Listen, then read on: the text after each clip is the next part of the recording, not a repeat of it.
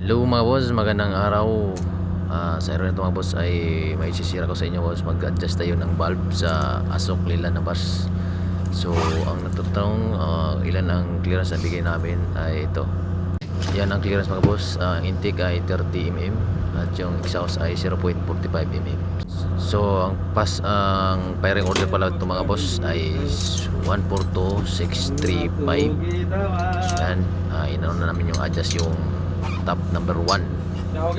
So yan, niluwagan natin yung intake valve. So yan, luwagan yung nut, tapos sukutin yung adjusting screw. So sukatin sa pillar gauge kung nasa tama na ba yung clearance nya, yung tama lang mga boss. Yan ang mga boss. Pag okay na yung clearance nya, higpitan na natin yung nut at saka i-kontra yung adjusting screw. So ikutin na natin. Yan,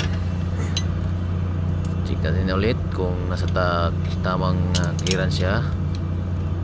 Tapos pag nasa tamang clearance na, yun, pwede na tayo mag adjust sa kabila sa exhaust mga boss. So bago natin i-luwagan, adjust, ay check muna natin yung clearance kung nasa tama ba, at para hindi na tayo mag adjust kung nasa tamang valve clearance. So sing natin, maluwag siya. So luwagan natin.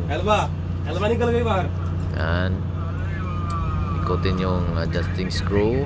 O silain sa ating pillar gauge. Yan, yun, higpitan konti.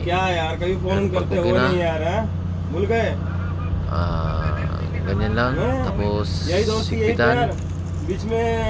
Tapos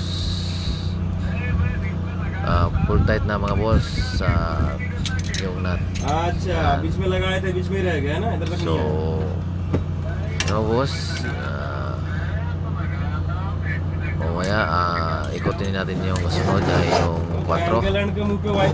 So check natin yung ulit kung nasa tamang clearance. So sinisik ko ay nasa tama lang siya ang distansya. So double check natin talaga boss. So fast forward tayo, ay nag-sunap din na tayo ng sa 4. So check ng yung intake,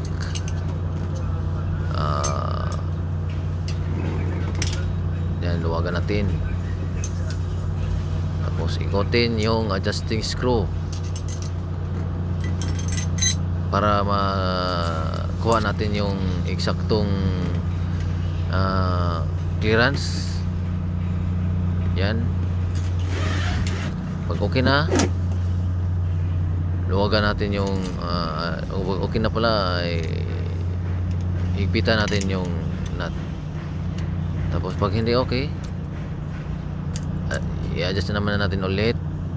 Tapos check yung clearance sa gamit ang pillar gauge. So yan, hindi pa natin nakuha. So ikot natin, pahigpitan. Ayan, tama na. Sukat-sukat lang tayo mga boss hanggang clearance. So pag okay na, ay higpitan na natin. Yan, yan lang mga kadali mga boss kung mag-tune up tayo ng valve sa sasakyan. Kaya nyo ito mga boss. Tiwala lang sa sarili at laging magdasal sa Panginoon.